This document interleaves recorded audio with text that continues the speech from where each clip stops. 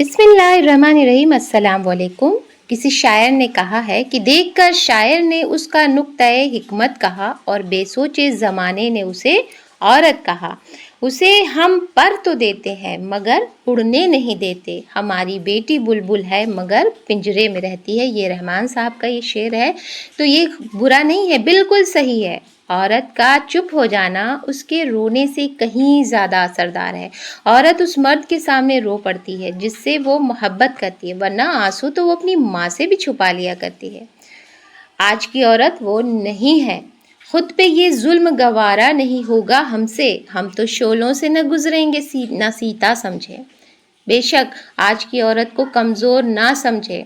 حضرت علی رضی اللہ تعالیٰ عنہ فرماتے ہیں، بے شک دنیا کی مثال ایسی ہے جیسے ایک شخص کی دو بیویاں ہوں، ایک کو راضی کرتا ہے تو دوسری روٹھ جاتی ہے۔ رشتے اور موسم ایک جیسے ہوتے ہیں، کبھی حد سے زیادہ اچھے اور کبھی برداشت سے باہر۔ فرق صرف اتنا ہے کہ موسم جسم کو تکلیف دیتا اور رشتے روح یعنی کہ آتما کو زخمی کرتے ہیں۔ محبت کا تعلق عمروں سے نہیں ہوتا، من پسند شخص ہر عمر میں خوبصورت لگتا ہے۔ اکبر الہ آبادی صاحب کا یہ شعر ہے، یہاں کی عورتوں کو علم کی پرواہ نہیں بے شک، مگر یہ شوہروں سے اپنے بے پرواہ نہیں ہوتی۔ گھر آئے مہمان کو کبھی بھی خالی ہاتھ نہ بھیجو، چاہے ایک گلاس پانی ہی پلاؤ۔ مہمان اپنا رزق ساتھ لاتا ہے اور رزق میں برکت ہوتی ہے، یعنی ان کی عزت کرو، ان کی خدمت کرو ضرور سے۔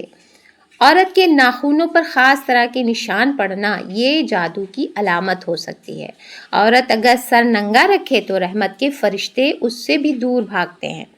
تو آگ میں اے عورت زندہ بھی جلی برسوں، سانچے میں ہر ایک غم کے چپ چاپ ڈھلی برسوں۔ تو پھر کیوں بے پردہ ہو، کیوں ننگے سر ہو؟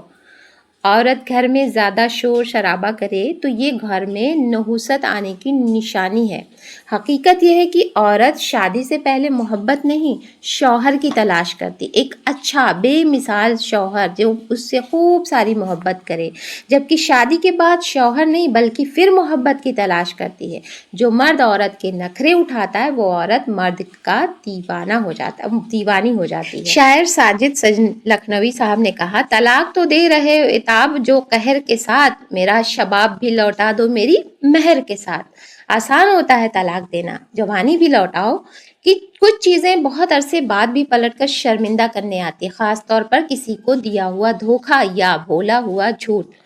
بیٹیاں کیوں پاپا کی پری کہی جاتی ہیں؟ بیٹیاں باپ کی آنکھوں میں چھپے خواب کو پہچانتی ہیں، اور کوئی دوسرا اس خواب کو پڑھ لے تو وہ برا مانتی ہیں، اسی لیے وہ پاپا کی پری ہوتی ہے۔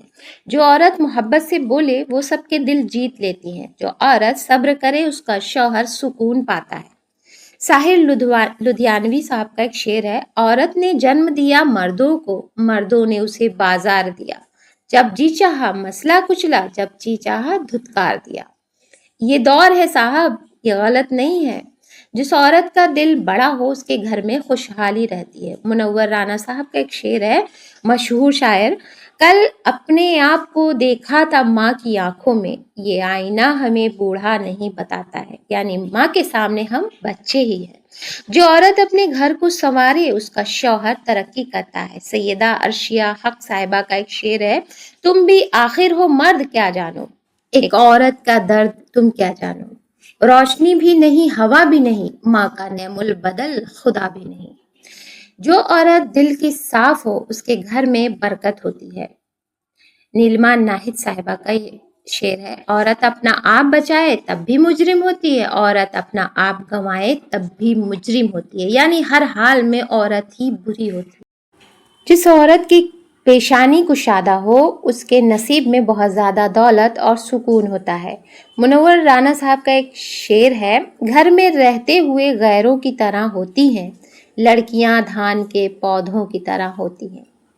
جو عورت کم بولے اس کا شوہر کامیاب ہوتا ہے۔ سروت زہرا صاحبہ کا ایک شعر ہے، بنت حوا ہوں میں یہ میرا جرم ہے، اور پھر شاعری تو کڑا جرم ہے، پھر بھی میں نے کوشش کی ہے اب تک اپنی بات کو پہنچانے کی۔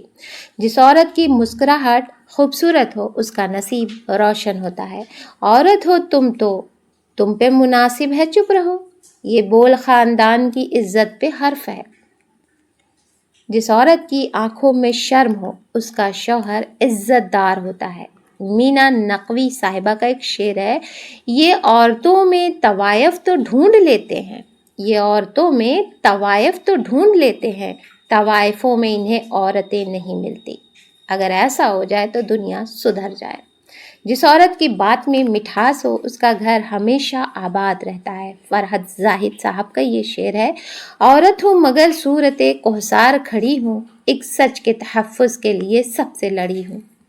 جو لڑکی ناراض جلدی ہو جاتی ہو تو سمجھ جاؤ ایسی لڑکی کا دل موم کی طرح نرم ہوتا ہے، یعنی بہت جلد پگھل بھی جاتا ہے۔ جس طرح ناراض ہوتی ہیں اس طرح مان بھی جاتی ہیں۔ تو تنویر سپرا صاحبہ کا شعر ہے، عورت کو سمجھتا تھا جو مردوں کا کھلونا، اس شخص کو داماد بھی ویسا ہی ملا ہے۔ واہ بھائی واہ، کیا بات ہے!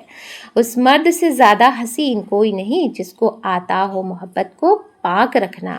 سب نے مانا مرنے والا دہشت گرد اور قاتل تھا، لیکن ماں نے پھر بھی قبر پہ اس کی راج دلارا لکھا تھا۔ کیا بات کہی احمد صاحب نے!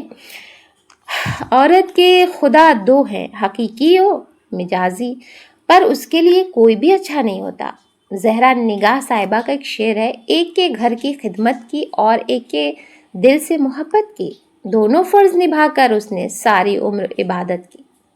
ثروت حسین کا ایک شعر ہے، مٹی پہ نمودار ہیں پانی کے ذخیرے، ان میں کوئی عورت سے زیادہ نہیں گہرا۔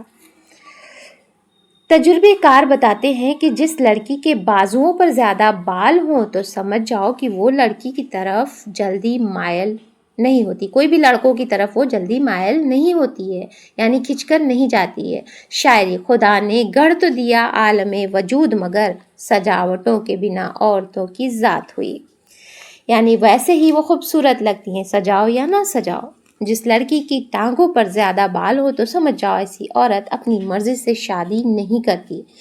نکل کے خلد سے ان کو ملی خلافت عرض، نکالے جانے کی تہمت ہمارے سر آئی۔ اب یہ تو ابلیس کا سب فتنہ تھا، لیکن پھر بھی ہم عورتوں کو بدنام کیا۔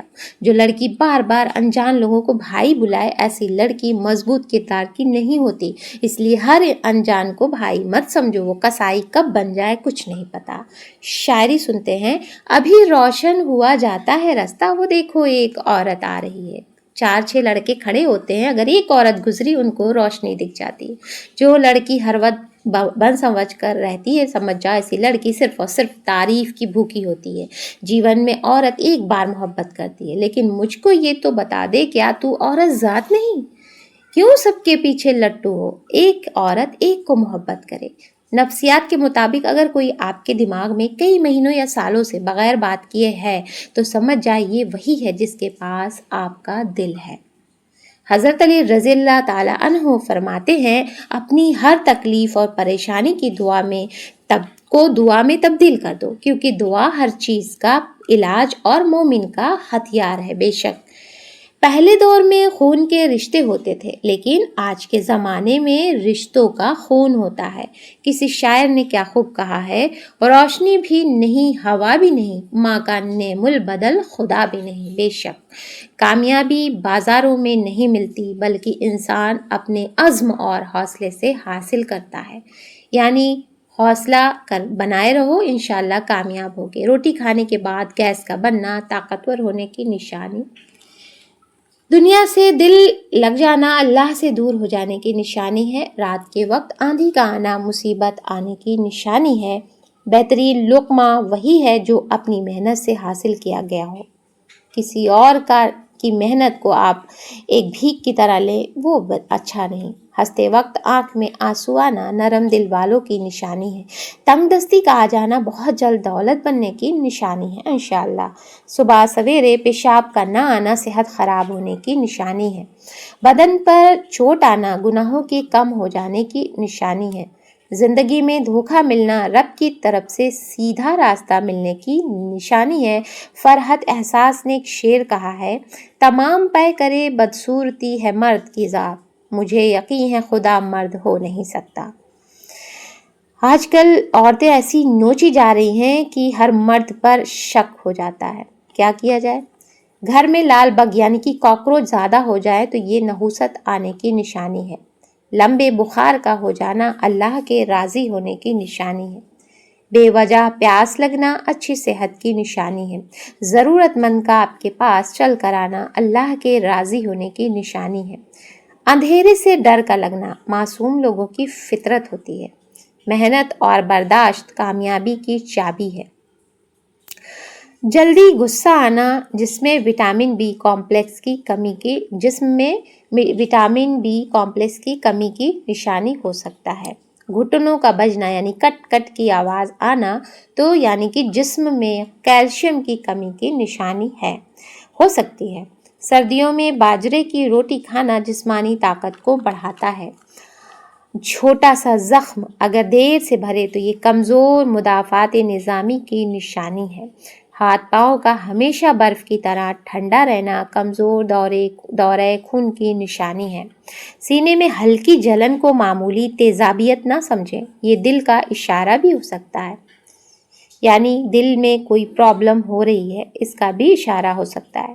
ہاتھوں کا کانپنا کمزوری نہیں، اعصابی تھکان کی نشانی ہے، یعنی کہ اب رک جاؤ، بہت کام کر چکے، تھوڑا آرام کر لو۔